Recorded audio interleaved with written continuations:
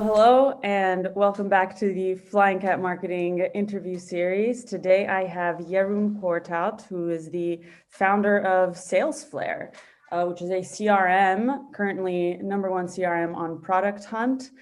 Thanks for joining us today. Yeah, happy to be here. So we were just talking right before we started recording about how you've been a guest now on 160 podcasts in the last, how much time? I think we really started going hard 9 months ago. And since then I've done the bulk of them. So it's been quite a busy time. Some days I would do like 3-4 podcasts a day. I think today I have 3 or 4 scheduled. I don't know exactly. Okay. So I'm interested in this. I feel like it's a whole movement actually, because so your team reached out to be on this podcast, and I actually had a couple other founders as well. And it seems to be the new kind of personal branding strategy, which just from my experience, I didn't see that to be as prevalent before 2020. So how did you decide to try this approach out, and why do you think that it's working or not working? Yeah, whether it's working is the big question. I mean, I see our figures going up well, but I don't see a way to correlate things. It's very, very hard. I also don't believe that people hear me on a podcast and then all of a sudden feel like, oh, let me give Salesflare a try because I just heard this guy. I mean, that might happen now and then, but the way we thought about this is in 2020, we set a goal for it to be more visible outside our own audience. Like we put out a lot of good content, and we promote this to people who already know us, and with emails and Facebook ads and all that. There's a little bit of outreach in there in the sense that we also promoted to some colder audiences, but largely we're basically always talking to our same audience. And that's also, I mean, some of our growth channels, like our main growth comes from word of mouth. But we figured like if we want to increase our impact, we need to go outside of that. Mm-hmm. We had some plans. Part of the plans is like always like getting PR. It's a very fickle strategy where sometimes you get published somewhere and then you get a bit of traffic and then it dies off again, and we've done a lot of conferences, especially during the period of April to June. I was extremely busy with lots of talks. All the conferences were moving online, so there were a lot of them. It was popular for a bit as well. Until the summer came, I think that's when people started sort of giving up. Nowadays, I think conferences have shifted more. They're more workshopy, with maybe trying to get the networking aspect going, but I don't know how well that all works. Yeah. We've sort of given up on trying to get on too many conferences. Reason is it's usually a lot of work. You need to prepare a presentation unless you reuse the same presentation at multiple conferences. And that takes days of preparation sometimes for one talk. Secondly, on this kind of talks, it's very scripted. There's not a lot of opportunity to promote your company or something, or tell your story. It's usually some kind of specific topic. And the chance that a lot of people show up is even not really big. I think the biggest talk I've done was actually the Predictable Revenue conference that they did in May or June or so. And there, I think about 500 people showed up, which is major success, because usually it's probably more in the tens than in the hundreds. Even though a lot of people sign up, it doesn't mean that these people attend. And then when you think about podcasts, podcasts actually very often have a good listenership. The same amount as some of these. Actually, in general, I would say on average, probably more people listening than people attending these talks. There's very little preparation needed. You can just get on a podcast and answer questions. It's very personal. It's not scripted. It's way nicer, I think, to build a relationship through podcasts than it is through talks. I don't think it ever happened to me that I saw somebody during a talk. Well, maybe it did happen, but not like very often. And I thought like, oh, this is a cool person. I want to follow that person more closely. While during podcasts, I listen to quite some, and I have that feeling much more often there. It's more personal. It takes a bit longer. It creates more of a relationship, and we found it also relatively easy to scale. So what we're doing basically to give away our secret sauce is we go on listennotes.com and we look for topics that are interesting to our target audience that I can talk about. What is that? And then Listennotes.com? Yeah, it's a search engine for podcasts. And then we pull some lists. And then basically my colleague Carrie, she goes through them one by one. She really checks also whether it makes sense, because if it doesn't make sense, we're not going to bother people. It's just a waste of time if you contact podcasts where you're not a good match. It's a waste of time for everyone. And then we email people. We have a tool in our own software which enables you to send out these kind of email sequences until people reply. And we have, I think it's 46% reply rate on our sequence.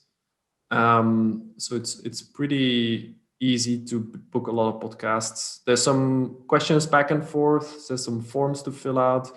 There's some Calendly links and all that. But then from there, it's pretty easy.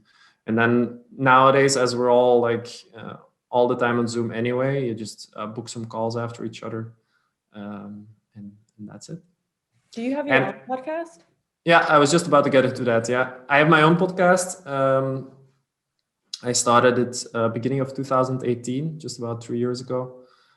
That it was as a piece of content to put out to our audience, basically trying to show the person behind the company of a series of little more known SaaS companies, to make sure that startup founders sort of feel that they're not alone, that there's other people going through stuff, see how they do it, how they manage their life, how they manage their job, how they think about things, all this kind of stuff. It's not the most popular content on our blog. SEO wise, I mean, it shows up for interview and then the name of the person very often on page one, but these search terms don't get a lot of searches. Also, when we promote it, it's not immensely popular. It is popular, but not like most other pieces of content. What it does have is a very loyal audience, which is nice. And on the other hand, it's also really great to meet people. Basically, I can reach out to anyone, say, do you want to be on my podcast? Ask them a lot of personal questions. And from there, we know each other, right? So there's quite some partnerships that came out of that. I had Jason Fried on the podcast, which I'm really proud about, and Rand Fishkin as well.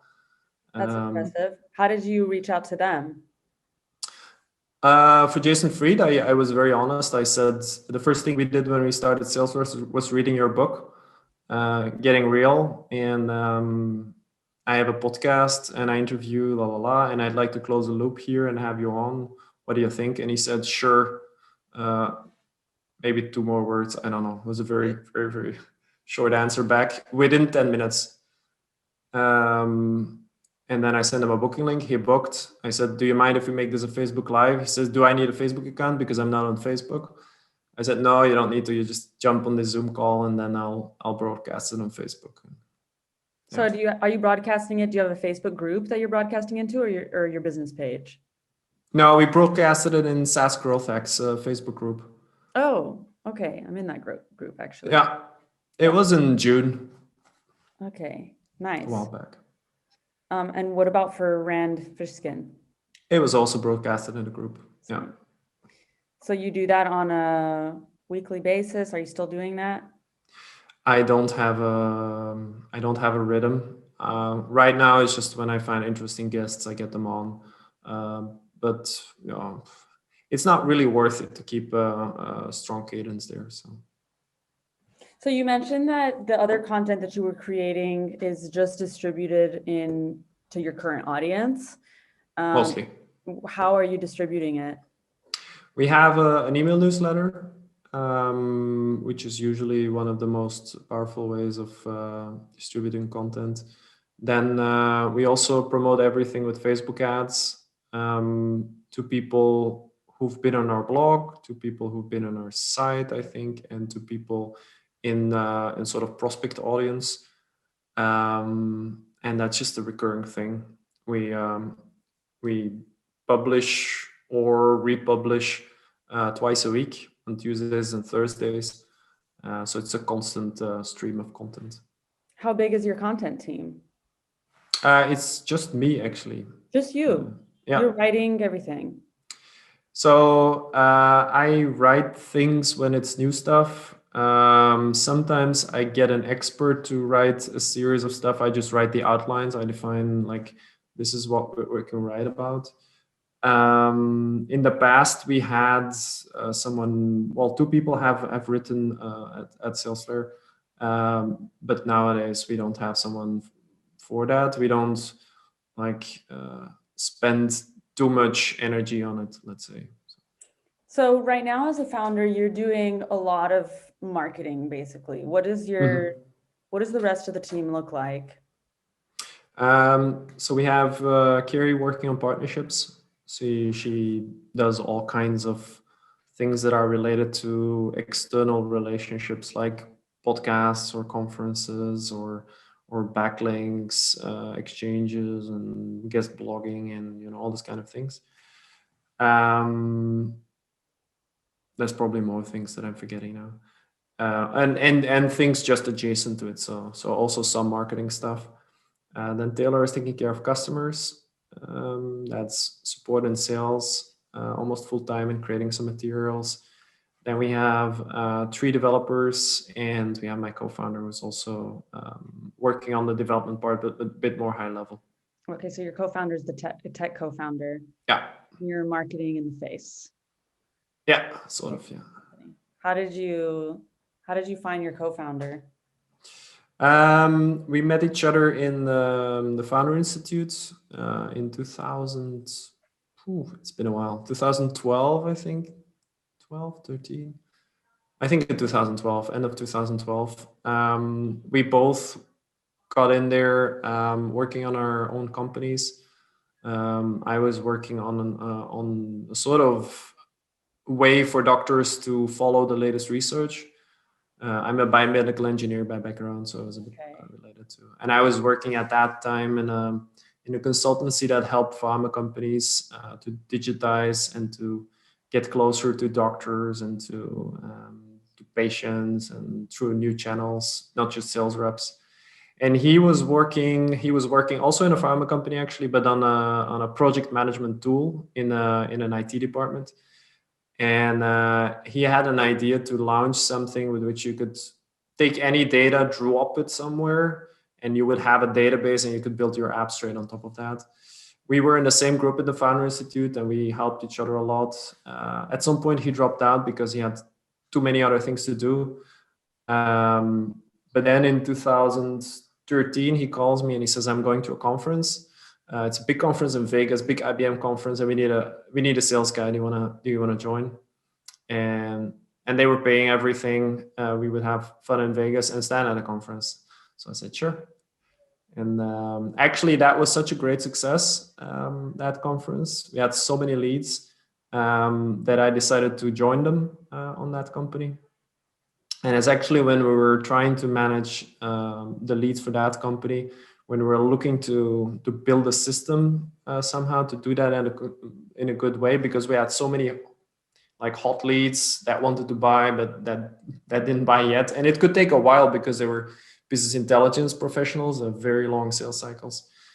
It was at that moment then when we saw that issue and we saw that no CRM worked for us because it was always a lot of work to fill it out and to keep it up to date, and our system would always fall apart. That we started Salesflare.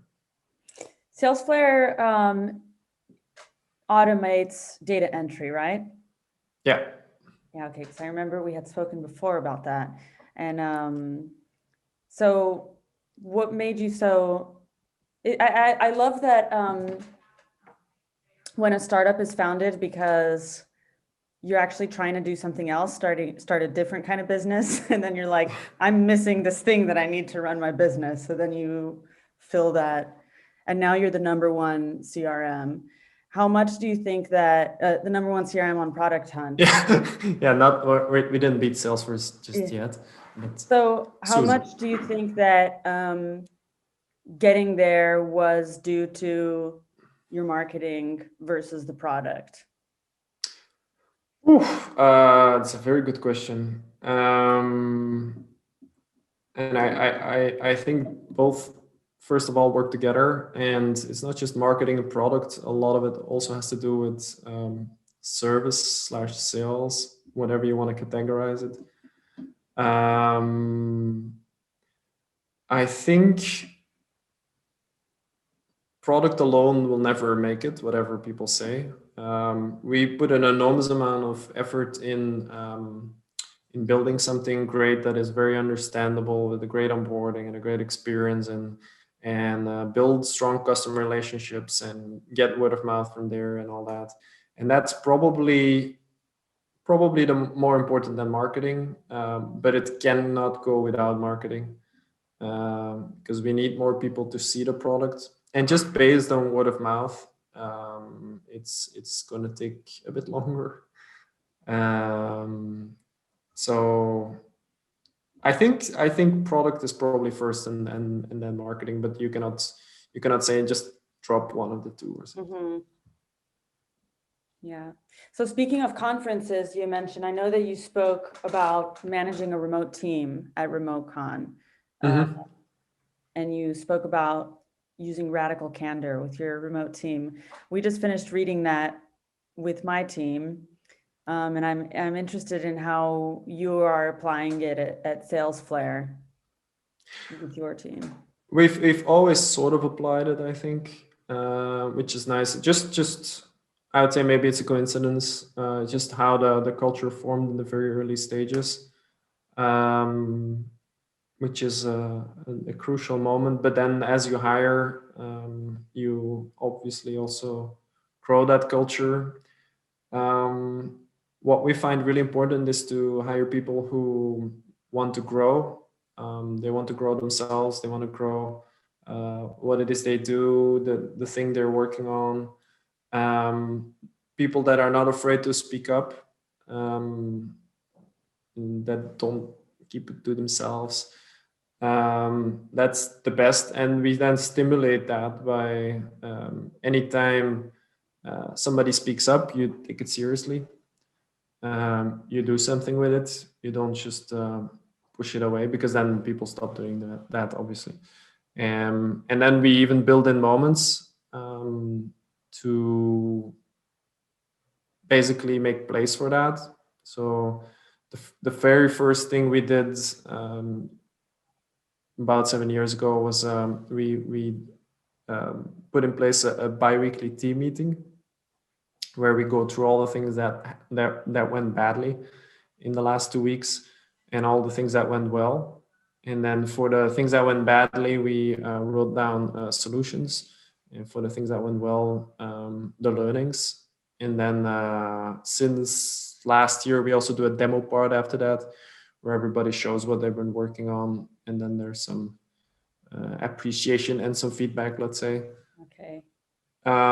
We have one-on-ones, we have stand-up meetings. In the one-on-ones, you can discuss stuff which you can't discuss in the full team. In stand-up, and then you can bring it to the full team, maybe afterwards. In stand-up meetings, we share what we've done the day before and what we're going to do that day, which helps a lot to stimulate sort of transparency, but also helps you to schedule your own day, which is a big productivity hack. I think a lot of things together make that you really open up communication lines. And I'm not saying we do it perfectly. Probably there's still opportunities to improve it, but You guys do a daily stand-up? a daily stand-up, yeah. So my question about this is I don't do that currently with my team because I've been in a team before where that ends up being kind of long and how do you keep it short and tight? I don't know. For us, it's short and tight. We never had the issue, so I cannot really give you any tips, I'm afraid. For us, it takes max 10 minutes. Really? Okay. So. And how many people are you? I know you had. We're 7. 7. Okay. So that's a pretty lean operation you have going. Mm-hmm. Yeah. Cool. All right, Jeroen, this has been a pleasure chatting with you today. What's the best place for people to connect with you if they want to talk to you more? If people want to get in touch with me, LinkedIn is probably the best place. There's only one person with my exact name, if you can write it. And then you can send me a connection request, but do include a personal message. Otherwise, I have no way of distinguishing you from all of the other spam I get in a day. But if you include a personal message, you will stand out, and I will get in touch with you, and we can have a chat. Noted. Okay, cool. All right, thank you so much. And everybody else, thank you for listening. And if you found this episode interesting and inspiring, please do give it a like and share with your friends and colleagues. Thank you again, and have a nice day. You're welcome. This was fun.